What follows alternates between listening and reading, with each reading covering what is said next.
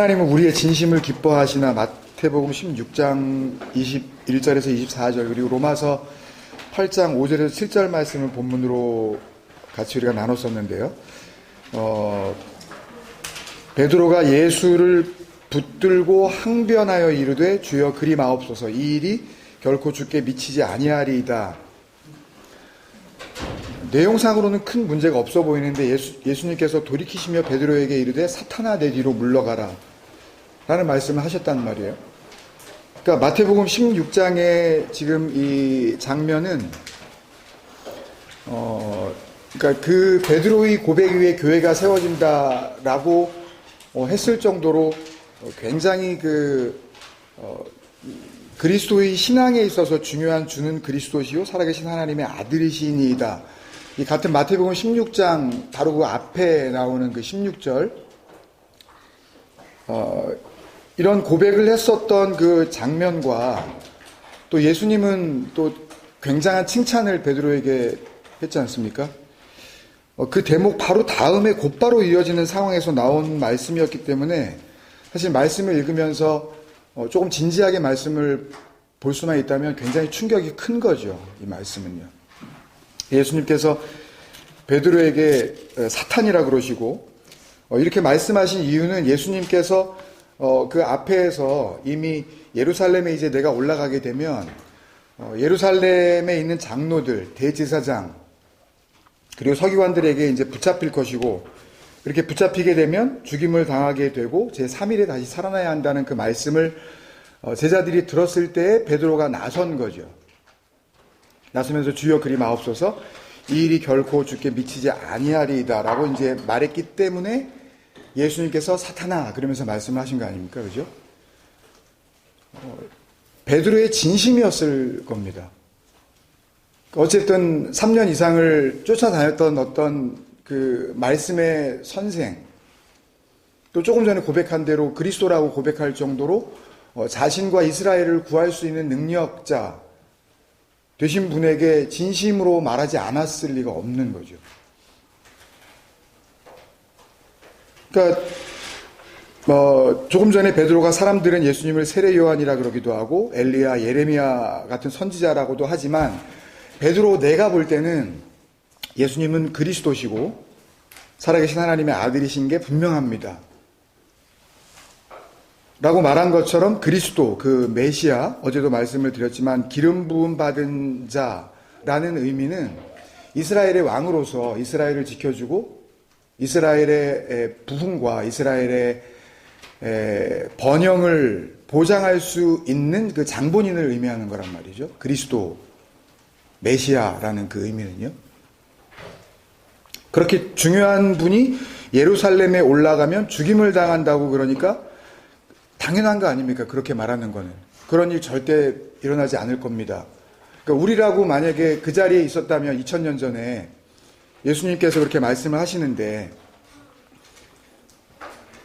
예수님께서 이제 내가 예루살렘에 올라가면 장로들, 대제사장, 서기관들이 나를 붙들 것이고 그럼 내가 죽임을 당하게 된다. 너무 깜짝 놀랄 만한 그런 그 예고잖아요. 그러니까 우리가 따라다녔던 3년여 이상을 따라다녔던 그런 스승이 만약에 그런 얘기를 나에게 한다면 그러세요. 어서 가서 죽으세요. 아니 누가 이렇게 대답을 하겠어요.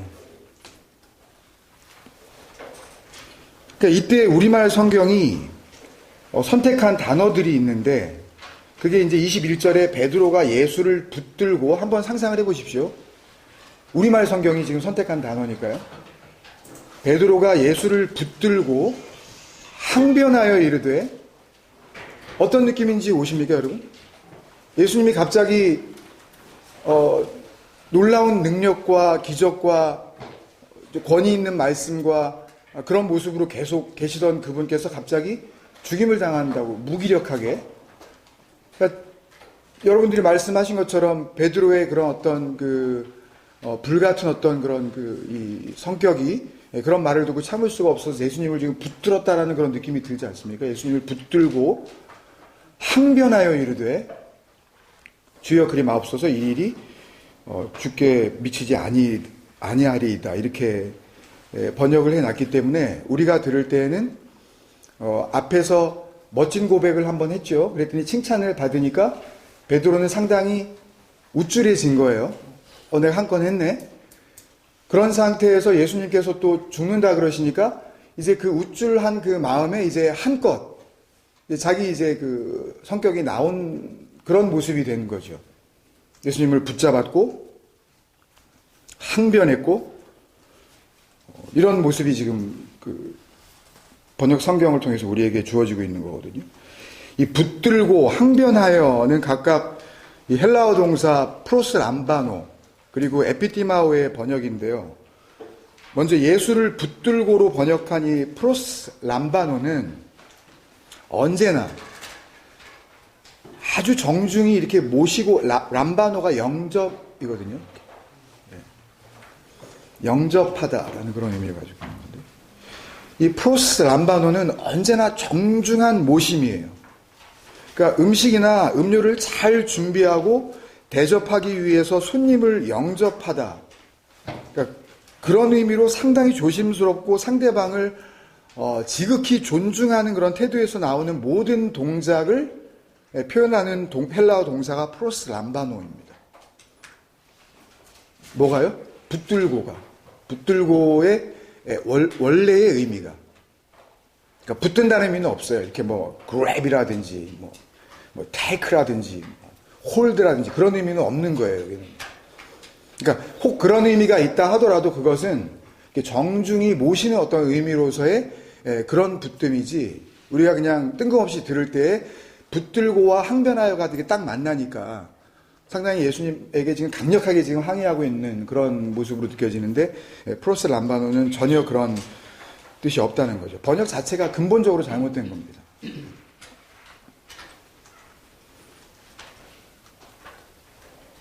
그러니까 굳이 만약에 해석을 하자면 좀 길어질지는 모르지만 예수님께 정중히 이 정도로 번역을 하든지 예수님을 조용히 한쪽으로 모시고 가서 이렇게 번역을 하는 게 맞는 거예요.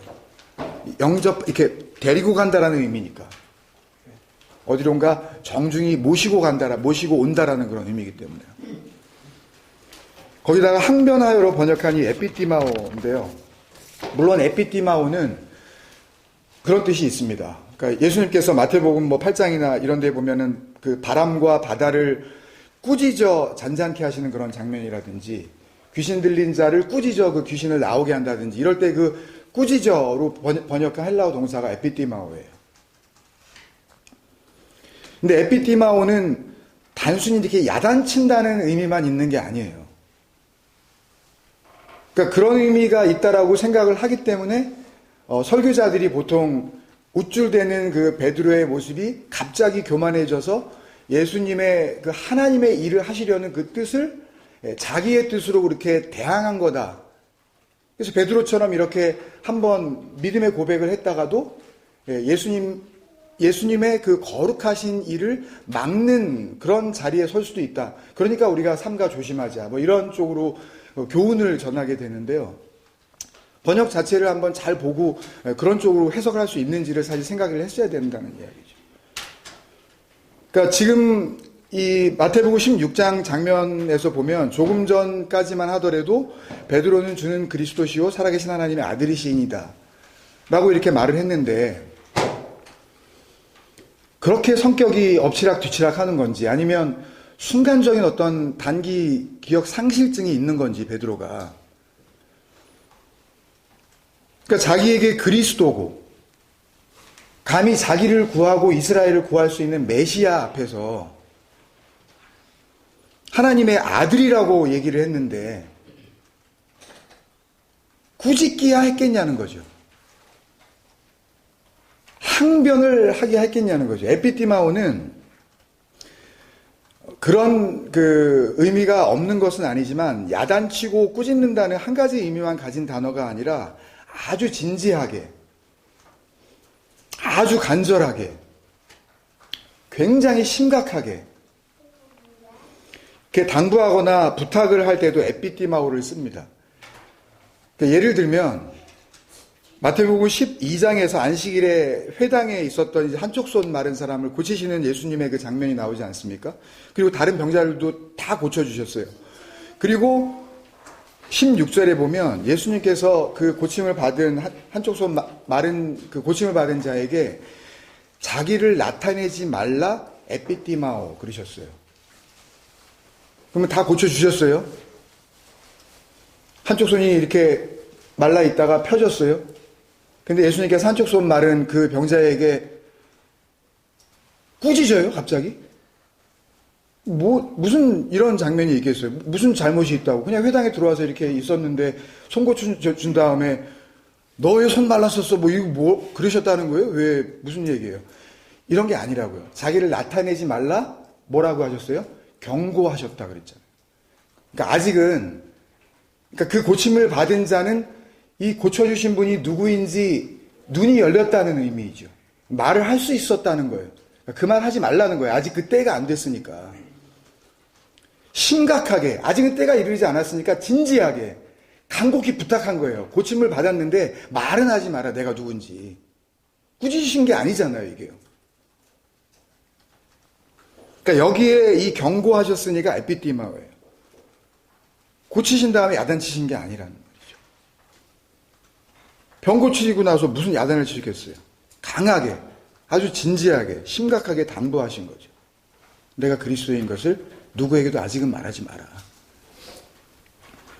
그러니까 예수님의 병 고치심의 그 능력, 그러니까 그런 놀라운 능력을 가지신 자로서의 의미, 사람의 모든 병도 고칠 수 있으실 만한 그런 능력, 그러니까 진정한 병, 그 모든 것을 고칠 수 있는 생명 주시는 구원자로서 그리스도이심을 아직까지는 드러내기를 원치 않으셨기 때문에 에피티마오, 간곡히 부탁하신 거죠. 그렇게 진지하게 당부하고 아주 심각한 요청을 할 때에 그런 부탁의 의미를 가지고 있는 동사가 또한 에피티마오입니다. 티마오 자체가 공경하다, 존경하다, 귀하게 여기다 그런 의미가 있거든요. 에피, 이 앞에 전치사가 붙게 되면 그게 훨씬 더 가중되고 강조하는 그런 내용으로 가기 때문에 그래서 에피티마오는 아주 지극한 공경이라는 의미를 가지고 있어서 오히려 야단친다는 쪽보다는 아주 진지한 부탁을 의미하는 그런 본래의 의미를 가지고 있죠. 그렇다면 보세요, 여러분. 베드로가 뭘 한 거죠? 붙들고 항변한 것이 아니라 프로스람바노, 에피티마오, 정중하게 예수님을 그리스도이신 하나님의 아들이신 예수 그리스도를 모시고 가서 간절한 마음으로 주님 그러시면 안 됩니다. 왜 죽는다 그러세요? 그 부탁을 드리고 있었던 장면이에요. 그 전에 바요나 시모나 내가 복이 있도다. 내가 천국의 열쇠를 내게 주리니 내가 땅에서 무엇이든지 매면 하늘에서도 매일 것이요. 땅에서 보면 하늘에서도 이제 내가 천국의 열쇠를 가졌네. 그리고 우쭐대면서 그렇게 나댄 그런 장면이 아니란 말입니다. 그게 뭔 소리인지도 몰랐어요. 땅에서 매면 하늘에서 풀린다는 게 뭔지. 그러니까 베드로가 그렇게 무례하고 거만한 태도를 보인 게 아니었다는 사실 더 확실한 증거는 이 22절 본문 안에 이미 있어요. 그러니까 우리말 성경을 보면 베드로가 그냥 예수님께 주여 그리 마옵소서 이 일이 결코 주께 미치지 아니하리이다 라고 말했다고 나오는데요. 헬라어 원문에는 조금 다르게 기록되어 있어요. 이 주여 그리 마옵소서 이 문장의 시작이 이 히브리인들이 유대인들이 하나님을 찬양할 때에 오 자비로우신 하나님 이렇게 말할 때에 힐레오스 소이 이렇게 찬양을 합니다. 오 자비로우신 하나님, 오 거룩하신 아버지여. 이게 관용어구예요. 이게 그냥 힐레오스 소이 키리에 우메 에스타이 소이 투토. 무슨 의미냐면 오 자비로우신 하나님 당신이여 이 일이 결코 당신에게 있지 않을 겁니다. 자비로우신 아버지, 당신에게 이런 일이 일어날 수가 없는 겁니다. 긍휼하신 당신께요, 퀴리오스, 주여, 당신께 이런 일이 결코 일어날 수 없습니다. 그러니까 거의 예수님께 말했다기보다는 하나님께 이렇게 외치는 듯한 그런 그 어조로 이야기를 하고 있어요. 그러니까 베드로의 이 말은요, 굉장히 정중했고 하나님께나 사용을 했었던 그런 최고의 존중을 표현으로 드러낸 겁니다. 그러니까 이렇게 얄팍하게 주여 그리 마옵소서 이 일이 결코 주께 미치지 아니하리이다. 어떻게 보면 예수님께 말한 것도 아니고 그 그리스도이고 살아계신 하나님의 아들이라고 하는 그 분의 아버지에게 마치 부탁하듯이, 어떻게 자비로우신 하나님, 장면에서 한번 생각해 보세요. 예수님께서 이제 내가 죽게 된다. 그랬더니 베드로가 정말 정중하고 진지한 마음으로 자비로우신 하나님, 주님께 이런 일이 일어날 수가 있다고요? 결코 이런 일이 일어날 수 없는 거 아닙니까? 그리스도께요? 살아계신 당신의 아들께요? 이런 느낌이에요, 지금 뉘앙스가. 항변이요? 예수님을 붙든다고요?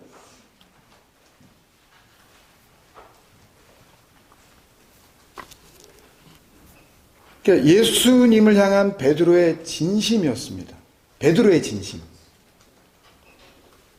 메시아 그리스도시고 살아계신 하나님의 아들이신 그분을 향한 걱정이죠.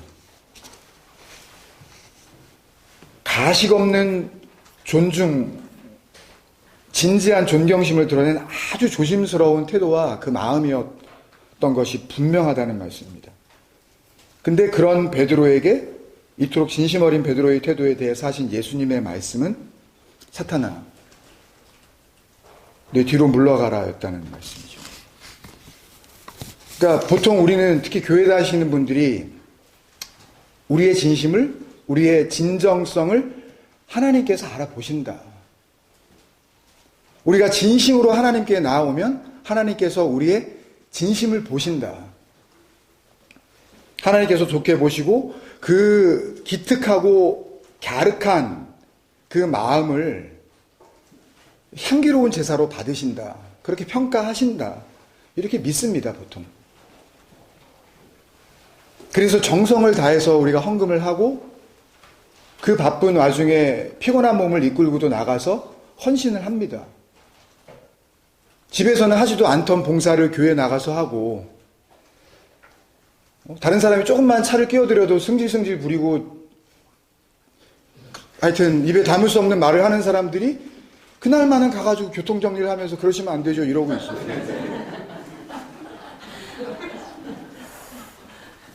왜? 그 진심을 하나님께서 보실 거라고 믿기 때문에. 하나님은 영이시니 예배하는 자가 신령과 진정으로 예배할지니라. 그게 주차장부터 시작되는 줄 알고 정성을 다해서 진심으로 시간을 들이고 마음을 바치고 내 돈을 걸고 내 삶을 걸면서 이렇게 나아오면 하나님께서 내 이 진지한 마음과 정성을 무시하지 않으실 거라는 분명한 믿음이 있기에 그런 세월을 보내는 거 아닙니까? 주차장에 이렇게 하고 계시는 분들한테 가가지고 사탄아 내 뒤로 물러가라 해보십시오. 네가 사탄이야? 그럴 거 아닙니까? 뭐 어디다 대고 지금 사탄이라고 그러냐고. 식당 봉사 아침부터 그 더운 뜨거운 이 여름 지난 그 몇 달 동안을 식당 봉사 몇백 명, 몇천 명 그 식사를 준비하고 땀 뻘뻘 흘리고 있는 분들한테 가가지고 사탄아 내 뒤로 물러가라. 너는 하나님의 일을 생각하지 않고 사람의 일을, 이런 얘기를 만약에 해보십시오. 그러면 이게 박장로님 동네 저기 말로 하면 이게 걸쳤나 이게. 그럴 거 아닙니까? 이게 미쳤다 그러지 않겠습니까? 이거 내 쫓기라고. 그 신령과 진정의 그 예배가 오늘날 전 세계 기독교가 소위 일요일마다 진행하고 있는 그 주일 예배를 예배에 목숨을 걸라라는 그런 명제를 내걸고 그렇게 사람들을 미혹하고 있지 않습니까? 예배에 목숨을 걸라고. 그만큼 예배를 정성 들여서 잘 드려야 한다는 그런 의미로 사람들에게 도전하지 않습니까? 그런 말씀도 아닐 뿐더러 그런 형식적인 예배와는 정말 아무런 상관도 없는 이 신령과 진정의 예배는 오히려 그런 예배를 하나님께서 받으시는 예배가 아니라는 그런 간음과 음란 행위와 더러운 짓, 하나님께서 예수 그리스도를 통하여 토에서 내치시는 행위라는 것을 확증해 주시는 말씀 아닙니까, 여러분? 베드로가 지금 주여 그리 마옵소서라고 한 말이 베드로의 진심 아니었던가요? 자기 딴에는 진심으로 예수님을 위한다고 생각해서 한 말이 분명합니다. 그러니까 꼭 베드로가 아니더라도 3년여라는 그 세월 동안 동고동락하면서 예수님의 수많은 기적과 또 권위 있는 그 놀라운 말씀들을 코앞에서 들을 때에 제자들 모두가 메시아로서 그리스도로서의 하나님의 아들, 그 충분한 능력과 그 가치가 있는 그분께서 이제 곧 예루살렘에 올라가면 고난을 받고 죽임을 당하게 된다는 그 소식 앞에 어떻게 정상적인 인간이라면 주여 그리 마옵소서 이 말 외에 무슨 말을 꺼내놓을 수가 있겠습니까, 여러분? 꺼내놓을 말이 없지 않습니까? 주여 그리 마옵소서. 어떻게 사역을 닫으시려고 하나이까? 너무 자연스럽고 지극히 당연한 말입니다. 베드로가 이 말을 하고 예수님께 사탄아 물러가라라는 말을 들었기 때문에 우리는 이미 모든 말씀의 흐름과 그 끝 장면까지 알고 있는 상황에서 이 말씀을 쭉 읽어나가면서 예수님께서 죽는다 그럴 때에 그러지 말라 그러면 사탄 소리를 듣는구나 라고 생각할 수도 있을 겁니다. 그렇다 그래서 예수님께 우리가 향하여 주여 맞습니다. 절대 그 죽음 피하지 마시고 십자가에서 깨끗이 죽어주십시오. 망설이시거나 주저하시면 안 됩니다. 아버지 하나님의 구원에 큰일을 이루시기 위하여 큰맘 먹고 그 길 가십시오. 라고 누가 말을 할 수가 있겠습니까? 웃기는 소리 아닙니까?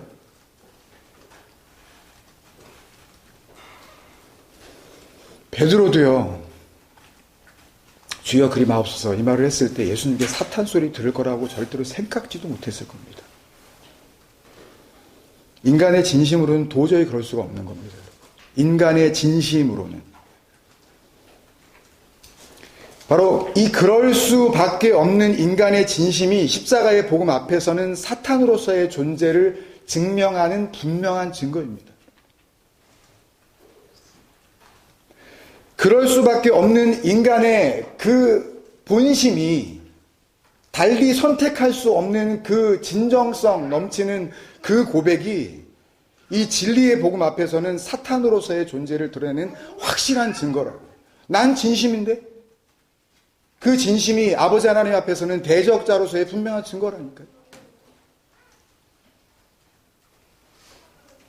그것이 드러나야 하나님의 복음이 역사하는 거 아닙니까? 내가 대적하고 있지 않다라고 생각하는 그 내 의를 내세우는 상황에서 어떻게 하나님의 의가 그 내 진심에 어린 그 의와 함께 그 멍에를 맬 수가 있습니까? 그죠? 그리스도와 벨레알이 어떻게 같이 할 수가 있습니까? 어둠과 빛이. 지금 본문에서 예수님을 넘어지게 하는 이 사람의 일, 이 사람에 속한 것, 이것이 결국 우리의 진심입니다. 결국 예수님을 믿는다는 것은 우리의 믿음이 없음이 확인된다는 것이고 나올 믿음이 없다는 거죠. 예수를 믿음의 대상으로 생각하는 이상 그 사람에게 은혜의 복음은 있을 수가 없는 겁니다. 내가 믿겠다는데, 내가 해보겠다는데, 잘 믿어보겠다는데 한번 열심히 믿으려는데요. 그 믿음을 보신다는데요. 세상 교회는 우리의 진심이, 우리의 믿음이 철저히 그 십자가 앞에서 죽음을 당하고 예수 그리스도의 동일한 그 십자가 복음의 죽음과 같이 그 복음 앞에서 철저하게 버려지고, 내려놓는다는 표현도 애매한 것이, 내려놓는다는 이야기는 주술 수도 있다는 의미 아닙니까? 여전히 뭔가를 할 수 있는 어떤 동작의 주체가 될 수 있는 거 아닙니까? 내려놨다가 여차하면 그냥 상황이 어떻게 좀 뜻한 대로 돌아가지 않으면 주워 올리잖아요, 그냥. 그러니까 뭐 내려놓음 그랬다가 뭐 더 내려놓음 그랬다가 아주 남아있으니까 뭐 다 내려놓음 그랬다가 뭐 어디까지 그러니까 결국은 나는 남아있는 거 아닙니까? 내려놓는 주체인 나는?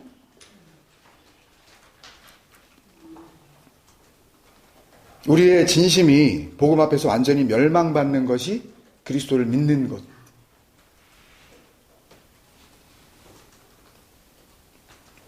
인간적 진심으로는 하나님의 일을 할 수도 없고 알 수도 없고 이룰 수도 없습니다. 하나님의 말씀이 예수님의 복음이 우리 진심의 실체를 드러낼 때 우리의 진심이 얼마나 더럽고 얼마나 음란하고 얼마나 썩은 것인지를 드러낼 때 그 복음에 의하여 하나님의 약속과 하나님의 진리가 우리에게 새 생명으로 새 진심으로 주어지게 되는 것입니다. 새로운 진심, 진짜 마음, 진심으로 하나님을 사랑하십니까, 여러분? 그 진심의 출처가 나로부터 시작된 거라면 우리가 하나님께 들을 수 있는 말은 베드로가 들은 그것과 별반 다르지 않을 것입니다.